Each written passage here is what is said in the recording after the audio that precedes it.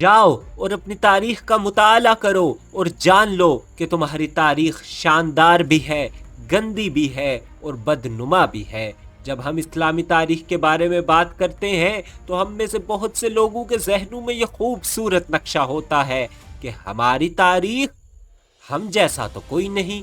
یہ محض الفاظ ہیں جو صحابہ کے بارے میں سچے ہیں، ان جیسا کوئی نہیں۔ لیکن بدقسمتی سے عام مسلمان یہ سمجھتا ہے کہ خلافت عالی شان تھی اور اسی طرح مسلم سلطنت عالی شان تھی اور ہماری پوری تاریخ عظیم ہے اور مسلمانوں نے کچھ غلط نہیں کیا۔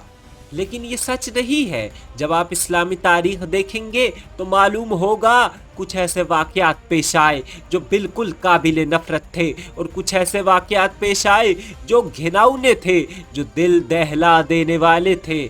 لیکن آپ کو یاد رکھنا ہوگا کہ اس میں اسلام کا قصور نہیں تھا۔ ان چیزوں کی وجہ مسلمانوں کے ہاں غلط تعبیرات تھی، مسلمانوں کا غلط عمل، ان کا انحراف تھا جس نے قوم کو اس تباہی کے دہانے پر لا کھڑا کیا اور پوری امت پر زوال آ گیا۔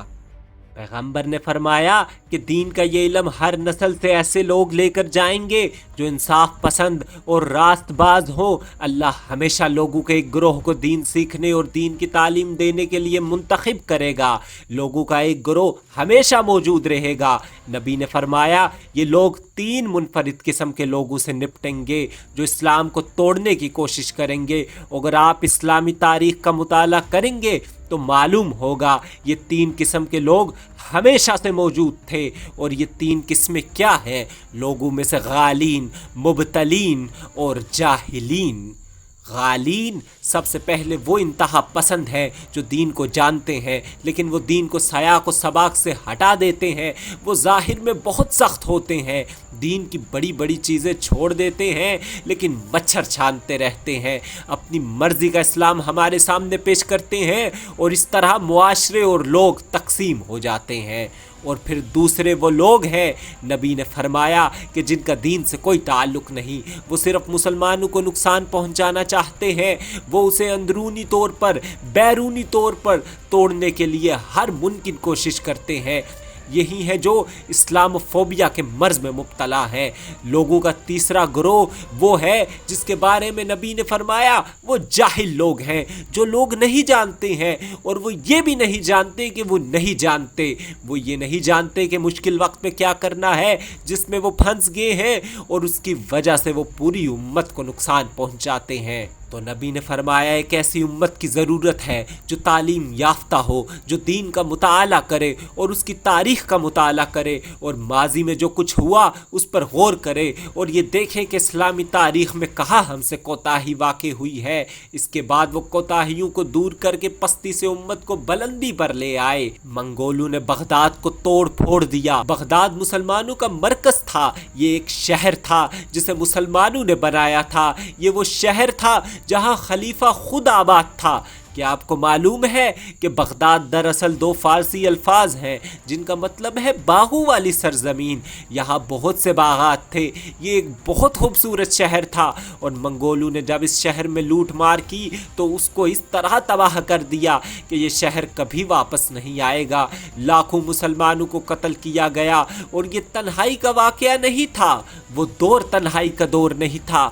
کچھ زیادہ عرصہ نہ گزرا ہوگا جب صلیبیوں نے مسلمانوں کی سرزمین کو لوٹا تھا اور ہر مشکل لمحے کے آخر میں وہ آیا جس کا اللہ نے وعدہ کیا تھا، یعنی ایک رہنما جو آیا جس نے انسانوں کی روح کو اٹھایا، جس نے روح کو بلند کیا۔ مسلمانان بر صغیر کے ایک مشہور عالم جنہیں شیخ الہند کے نام سے پکارا جاتا ہے، جنہیں شیخ الہند محمود الحسن کہا جاتا ہے، وہ علماء کے اس گروہ کا حصہ تھے جنہوں نے انگریزوں کے خلاف اس وقت جنگ لڑی تھی جب وہ ہندوستان کو لوٹ رہے تھے۔ اسی وجہ سے انہیں گرفتار کیا گیا اور انہیں مالٹا بھیج دیا گیا، جو جیل تھی جہاں برطانیہ اپنے خلاف اٹھنے والوں کو رکھا کرتا تھا، اور وہ وہاں वहाँ एक तवील अरसे तक कैद रहे और जब वो जेल से रहा हुए तो एक तारीखी खताब किया और अपने तारीखी खताब में उन्होंने लोगों से कहा कि मैं रातों, महीनों और सालों तक, इतने लंबे अरसे तक वहाँ बैठा रहा और मैंने अपने आप से एक सवाल किया कि मैंने अपने आप से पूछा कि उम्मत मुस्लिमा आज इस मकाम पर क्यों है। आज जबकि मैं रहा हुआ हूँ, मैंने एक हद तक अपना जवाब तलाश किया और मैंने इस्लामी तारीख़ का मुताला किया और मैंने देखा कि जब भी उम्मत पस्ती में थी वो दो चीज़ों का नतीजा थी। शेखुल हिंद फरमाते हैं कि पहली वजह यह है कि इस उम्मत ने कुरान को छोड़ दिया, वो कुरान से दूर हो गए, और दूसरी बात यह है कि उन्होंने अपना इत्तेहाद खो दिया। हर ग्रोह अपने फिरके को हक और बाकी सबको बातिल समझने लग गया है, और जब ऐसा हो जाए तो आपको दूसरों की परवाह नहीं होती, जबर आम हो जाता है और वो जो चाहें कह लें, और कोई भी उस वक्त तक आपके लिए खड़ा ना होगा जब तक आप उम्मत के तौर पर इकट्ठे ना हो। नबी ने हमें इत्तेहाद का सबक दिया।